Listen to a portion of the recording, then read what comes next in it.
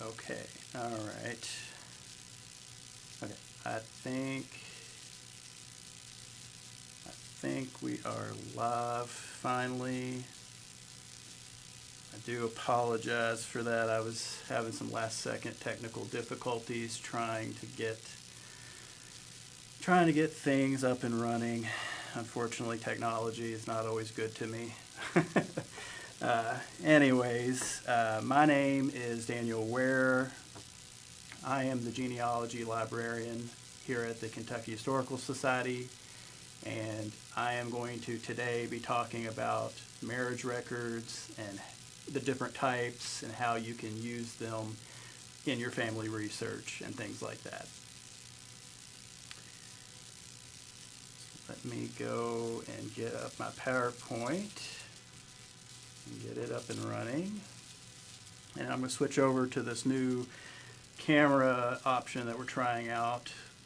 This is the first stream that we're doing this in. It'll be a picture within a picture. So that way, when I switch over to my PowerPoint, you can still see the PowerPoint, but then also still see me speaking to you.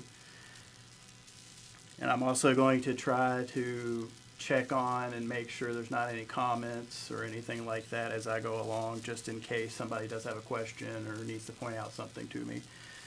So hopefully that should all run smoothly from here on out, I hope. We shall see. Anyways, like I said, today we will be talking about understanding marriage records. I know if you did see any promotions earlier, it may have specified marriage bonds. I will still be talking about marriage bonds, but I figured I would just open it up to marriage records as a whole. It would be broader and there would be more to talk about, and also some people may want to know things about other particular marriage records and things like that. Because I know working here at KHS in genealogy, I do get patrons who will ask about marriage records or marriage certificates and things like that. And from what I can tell, there are some differences between those two things, but then also they're basically the same. And I'll talk about that a little later, but I thought I would broaden to marriage records as a whole just to answer more questions, hopefully. So hello and welcome. Today we're going to be talking about marriage records, types of marriage records, how can marriage records help you, where you can find marriage records, what formats you may find them in, and other important information. And there's also going to be slides and points relating to other things that relate to marriage records than just what I have on this introduction page. That's just kind of some of the main talking points, but I'll talk about some other things as well as I go along. So marriage records in general, and especially what we have here at KHS, are going to typically be between 1852 and 1910. You can find marriage records and certain types of marriage records before 1852. So a good thing about marriage records as compared to other vital statistic records like birth and death records are, if you are looking for, say, an ancestor who was married in the 1830s, there's still a very strong chance that we have some sort of marriage record on them, or some other institution does. But you know, it can still be hit or miss, like other vital statistics and other records in general, depending on just what the county did record at a certain time, and if there was any kind of courthouse fire, anything like that, any kind of natural disaster, things like that. A lot of times, because marriage records are kind of funny in a way, because there are just marriage records which is what we typically deal with, that are more in like a list format, almost read like a ledger. And then they'll usually list names of both the groom and the bride, and sometimes they may include the names of parents or other witnesses and things like that. But also the term marriage records can refer to the different aspects of marriage records, like marriage bonds, the consents, the registers, things like that. So when I'm talking about marriage records, in general, I usually when I'm dealing with them, I'm meaning like more of a ledger format, and what the main listing that they did before 1910 and things like that, if that does make any sense. And like I said just previously, a lot of times the marriage records that were 1910 or earlier will be more of like a ledger listing kind of thing. And this picture here is a typical example of the type of marriage records I'm usually researching and looking through when I am researching and looking on microfilm and things like that. So it may list the names of the bride and the groom and tell you whether they were single or a widow or a widower, and give an age and where their residence was. And then you can usually at least find a date of marriage and a place of birth sometimes. And a lot of times, if you look on the very far right, there will be a spot for remarks. Sometimes there may be a mentioning of who were the witnesses or other details like that. And sometimes, unfortunately, like this example, it's left blank. So an example like this can still be useful to you, because you can still find dates and names of the bride and or groom, and then you can use that to look in other locations and even check records relating to that particular county that you found this marriage record in, and things like that.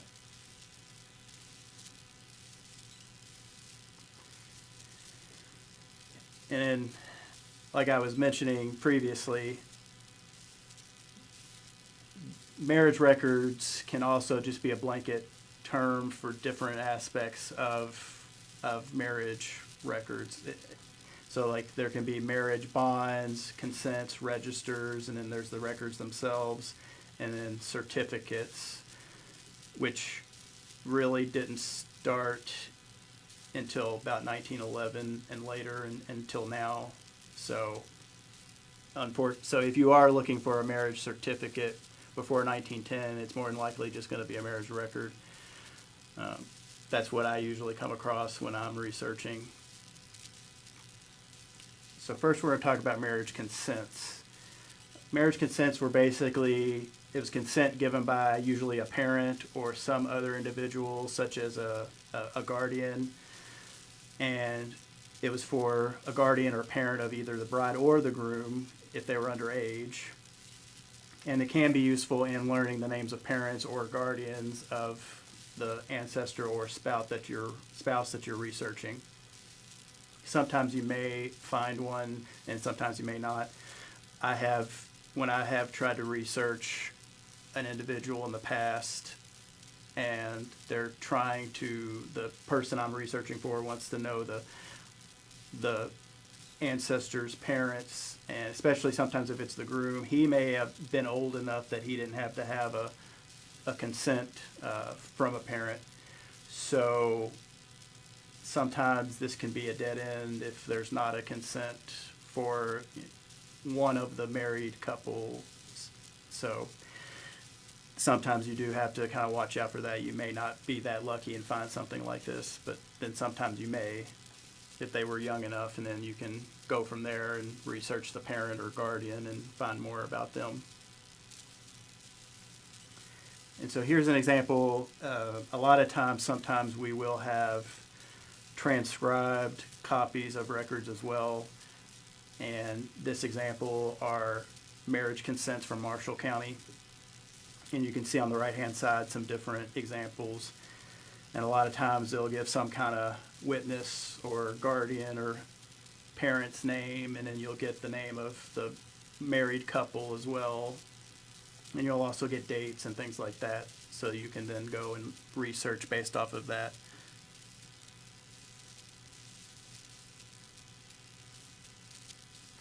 And then there are marriage returns. They're also kind of more of a list. They can show proof that a marriage happened, and mainly they just kind of show who got married, and they may include the name of who married them as well, possibly. From the ones I've seen, they don't give a lot of detail besides just stating the date and that so and so and so and so got married, and maybe who they got married by. So you definitely should probably look for the full original marriage record to compare and make sure things are correct and to get more details, hopefully. So this can still be good, once again, to kind of point you in a certain direction and give you names and give you ideas of what to look at further. And then here are a couple of examples of marriage returns that you can look at as well. And like I said, a lot of them are just kind of lists that just show names and dates. So it may help you learn a name if you didn't know who your ancestor married potentially, or you didn't have an exact month or date. You may get lucky and see something like this and get that information that you can then compare with other records.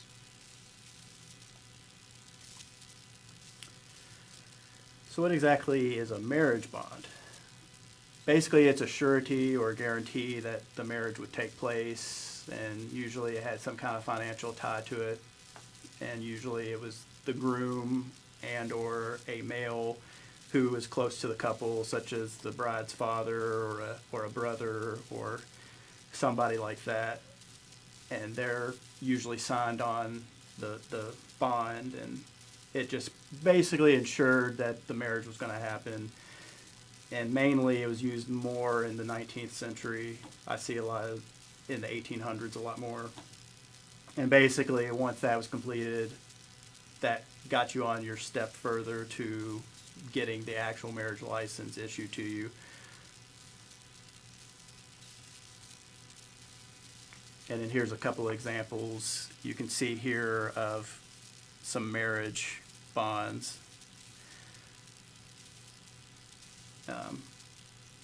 But yeah, and like I said, usually it's helpful. It can be helpful possibly learning the name of a father or some male relative of an ancestor. So, and sometimes it also can, because they'll usually have dates and stuff tied to it, since it happened basically right before the marriage, like a day or two before the marriage, pretty soon, close to when the actual marriage happened. So you can at least get a time frame and a date to look at as far as finding other information relating to your ancestor's marriage. And then there's also marriage registers. That's usually like almost like a book. Most of the time they are books in some form that will include the marriage record, and it is usually official documentation. And I have come across, looking into marriage registers, sometimes they can almost be complete opposites as far as what information they provide. There are some, like I'm going to show you in just a moment, an example, that are just basically, I mean, they are a register, a ledger almost of some sort, and they just kind of list and show who were getting married and who married them.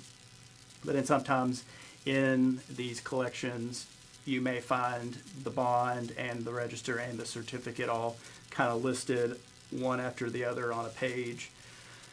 And so if you do find something like that, that could be really lucky, because especially if they're all filled out, you may learn a bit more about your ancestor and, you know, who they married and who their parents were or who their spouse's parents were, or, you know, things like that. And I do have an example of that one too. I'll show a little later as well.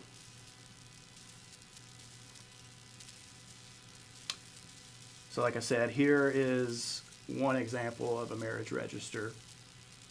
You know, like I said, it basically just lists the names of who got married, and it shows the date of the license. I believe that's what it says. Excuse me. And then the place, the marriage, and the date of the marriage, and then who got married.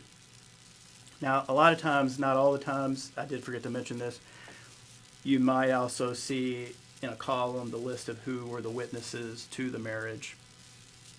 And so that could be useful as well, because that could potentially be a neighbor or a relative of some sort to the married party. So then you may have another name to double check and things like that.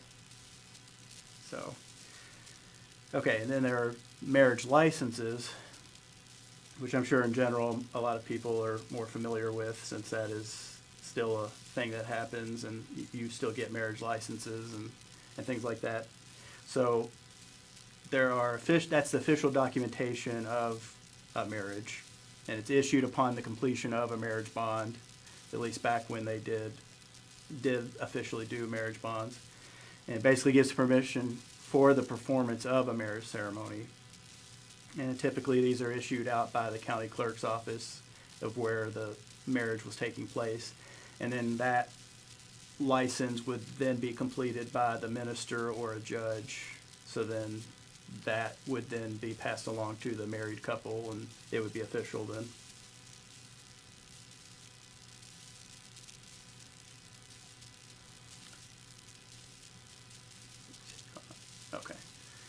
Okay, and then there are marriage certificates, which that's what would be, if you are searching for marriage records today, and especially 1911 or later, it would be a marriage certificate.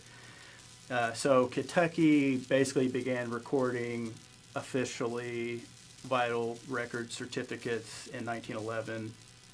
It's official documentation of getting a marriage, and like the certificate, or like the license, basically it's issued by the county clerk's office, and most of the time if you are researching an ancestor who would have gotten married in 1911 or later, you're going to either want to check the county courthouse or the clerk's office of where the marriage took place, or the Kentucky Office of Vital Statistics. Unfortunately, in most cases here at KHS, we're not going to have marriage records or certificates past 1911. We do have some indexes on microfilm for certain counties that go past this date, but it's very rare. And so here's a picture actually of a marriage license and a marriage certificate together. So here you go, here's that, and basically it just shows that, that was certified, the rights of matrimony, and there's witnesses that have signed it, and so you get the names of different individuals and things like that.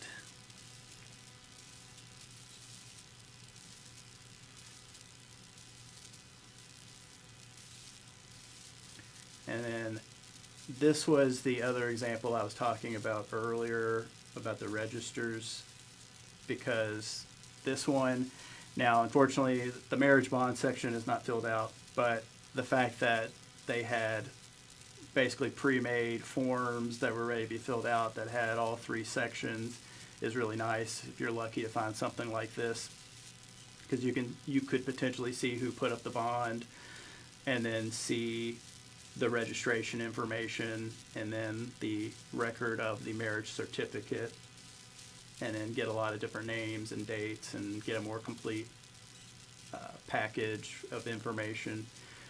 And also it would be easier on time and effort if you do find something like this, instead of having to hunt down all three things as complete separate different entities and things like that.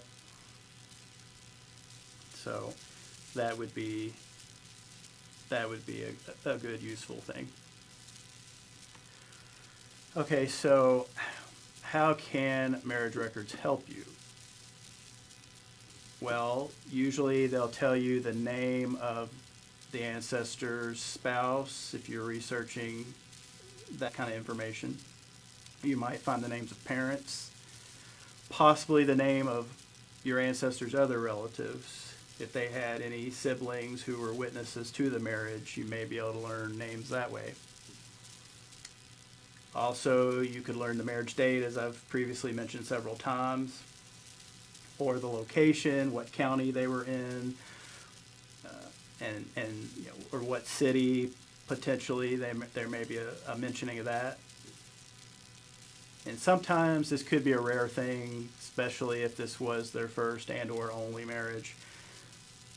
But there are times when, you know, an individual had to remarry for whatever reason, whether their spouse died or there was a previous divorce. So sometimes you may learn about a previous marriage. I have seen certain marriage records that will list if that's that person's first or second, you know, or third marriage.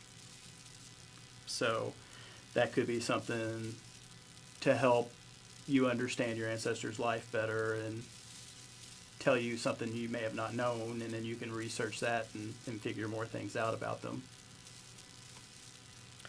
I'm going to take one quick break real quick and reintroduce myself for those that may be just joining. If you are just joining, my name is Daniel Ware, and I'm the genealogy librarian here at the Kentucky Historical Society. And I am talking about marriage records in this presentation. And if you are late to this, this is also going to, it is being recorded as a video as well. So after this stream is over, this video will live on the Kentucky Ancestors Facebook page for a while, so then you can go back and watch what you have missed. But I did want to point out that information just in case and reintroduce myself for those that may have been joining a little late. So we can make sure there's not any comments that I need to address real quick. Let's see. Let's see, there is one comment. Let's see. Is there a syllabus? No, unfortunately there's not, but I will have my contact information at the end of this presentation, and I'm always more than happy to email people my PowerPoint presentation. I have done it several times. So you can always email me and I can provide you the PowerPoint. Or if you have other questions after this, you know, I'll be more than happy to answer any questions you may have. Let's see. Make sure there's not, I think that's the only one so far, but figure I'll go ahead. Okay, yeah. Okay, so sorry about that. I just want to make sure I get people's questions answered if they do have them. So we will continue where we left off. So we were talking about how marriage records can help you. You know, you can learn things about your ancestor, their spouse, the names of their parents, maybe who their relatives were, a marriage date or location, and things like that. Also, other ways marriage records can help you are if you get stuck behind a brick wall, you may find information that helps you get past that. You may learn, like I've previously mentioned, names of other individuals or dates or county locations you may have not known to check. And it also just helps you understand your ancestor and their life. And you may learn, like I already previously mentioned, the names of their parents or other relatives. So where can you typically find marriage records? A lot of places would be, I would say, libraries may have, you know, they, especially here in Kentucky, I know a lot of libraries do have like a Kentucky room or some kind of genealogy section. So they may have records either transcribed or on microfilm. There are archives that will typically have records like this, potentially. Also, historical societies like us here, the Kentucky Historical Society, we have transcribed copies of marriage records in our county section. And also, we do have microfilm, so we do have records on microfilm. And then there may be other institutions that may still have marriage records such as a county courthouse or a county clerk's office. They may still have those types of records. It doesn't hurt to check anyways. Okay, so what formats can you find marriage records in? There's basically the original copy, which would typically be in like a marriage register or like a marriage book. A lot of times when I am looking for marriage records, I will see marriage books and page numbers and things like that. So if you can find that, such as in like a courthouse or a county clerk's office or even an archives, that would be fantastic. Also, like I previously mentioned, transcribed copies in a physical book, that is an option. And a lot of times I will, if I am researching for a patron, I will sometimes try and look at transcribed copies just to see if that person I'm researching is there, if they're going to exist in that certain record. So sometimes it's not a bad idea to double check those, and then if you do find them, then okay, they do exist there. So you may want to then go and get on microfilm or go try to find an original copy somewhere, now that you know that there is a chance that they do exist in that record. Also, sometimes there could be photocopied pages of marriage records in surname files. I talk about surname files quite often. I do a post on this page and about surname files, and a lot of times there will be photocopied pages of different records, and then you can at least find names and then go and look and try to find the original record. But that can at least be a starting point, especially if you are stuck. And then, like I've also mentioned, microfilm. You can get out a roll of microfilm and look through that and find a marriage record that way as well. Different types of marriage bonds, regular marriage records, things like that. And then sometimes there may be digital copies. A lot of databases, a lot of genealogy databases or institutions that work with records, they may digitize their records, and that could be a great place to go to check, especially if you can just get on it from your home and then you don't have to worry about all the traveling and things like that. So that can also be a really good help as well. And I just wanted to kind of go over just some other, in general, important information when it comes to marriage records or just researching in general. A lot of these points, that's what they can be made for, not just specifically marriage records. So you want to definitely take the information you have found and compare it to other records and make sure things match up and things make sense. Because sometimes you may see a name that looks off, or your ancestor's name may be spelled wrong, and you may not be 100% sure if that is your ancestor. So then you can go and look at some other record and see if things match up, or if there's a date or an age or something that seems off, and see if things are the same throughout different records. Also, any of this type of information you find can help point you in a new direction. Like I say this a lot, and I've said it a lot in this presentation.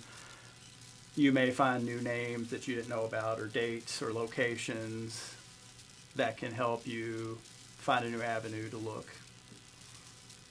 Also, sometimes, especially marriage records, you may learn information or be provided information that isn't available in other formats.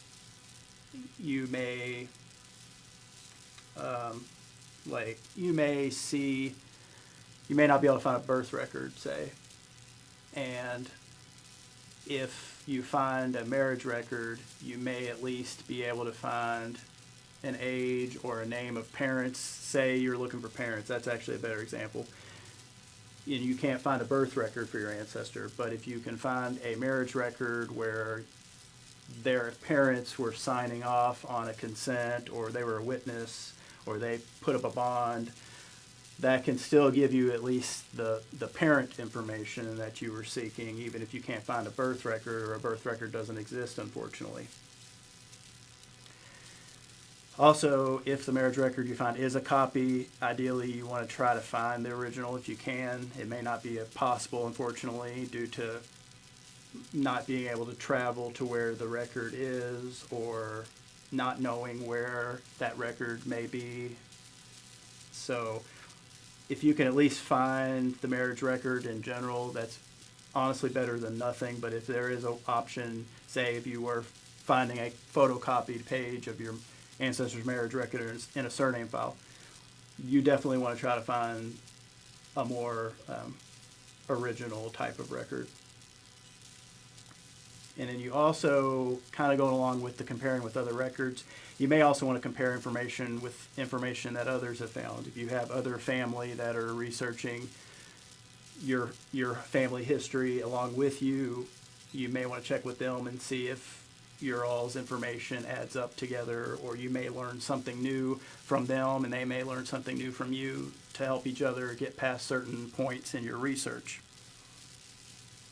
Also, you want to write down what you find, even if it is wrong, because even if you're wrong on something, it can be a lesson, and you'll know not to do that particular thing again, or not go down that path, or not do that, whatever it is you did that ended up, messing you up and things like that. So it is good to learn from your mistakes, basically, and just write things down, so that way, especially if this is one of your first times really doing a lot of research, and then you get done with that experience and you find what you're looking for, then when you start looking for another ancestor and doing other research, you can look back on your notes to kind of have a better footing than the first time around, I guess you could say. And that is basically the end there. These are the image references that these items were all here at the Kentucky Historical Society, the microfilm and the transcribed book that I was showing images of. And then I did want to go ahead and point out before officially ending this stream that next month's program will be relating to following your ancestors through records, and that's going to be on the second Saturday, July 12th. This is going to be more relating to just researching your ancestors in general and the different types of records that you can use in general, not like one specific type of record, and the different types of puzzles and issues you may run into and things like that. So hopefully that one will be good and helpful to you all as well. And here is my contact information. Like I previously mentioned, my name is Daniel Ware. I'm the genealogy librarian here at the Kentucky Historical Society. And then here's my email and my work phone number. I'll sit on here for a moment so that way you all can see the information. And also, like I previously mentioned, this is being recorded, so it will be a video that will be on this page for a while. And you can always go back to this and stop here in the video and record this information. And let me switch back over to here. Like I said, just in case you still need that information. And let me see if there are any other comments or questions. Okay, there's another.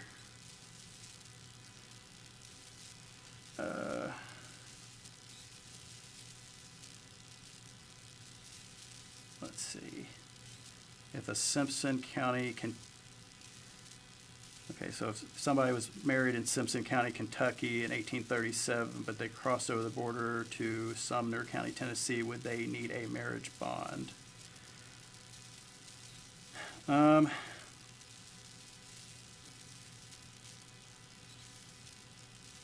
I would say I mean, I don't know necessarily if the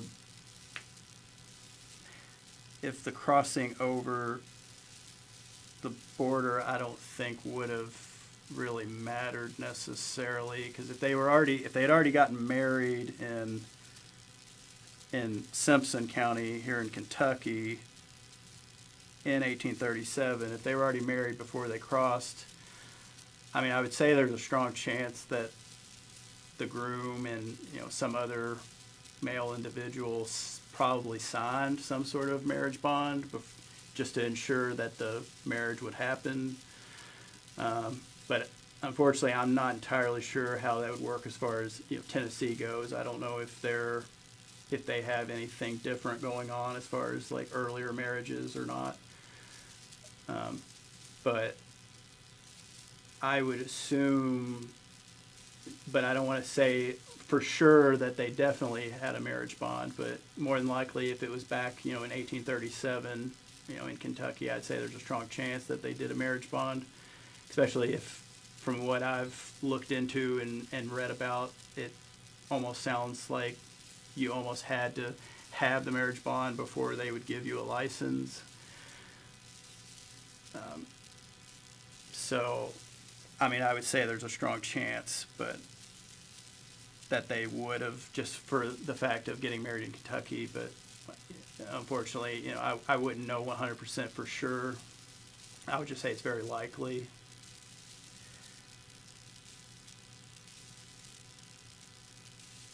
Let's see. What other? Okie dokie. All right, so I'm not really seeing any more comments. Just double checking one last time. So I'm probably going to just cut off here, and actually I'll bring up my picture-in-picture one more time so that we'll end on my contact information. So if you all do have further questions, you're more than welcome to comment on this video after the stream is ended, or like I've previously mentioned, I do have my contact information right here, so you can always email me or call me, and you know, you can ask me questions about this in further detail if you would like. And the next program, like I mentioned, will be on July 12th, unless some unforeseen circumstance happens, but that should not at this point, hopefully. So I will end it here, and I do thank you all for your time, and you all have a great day. Bye-bye.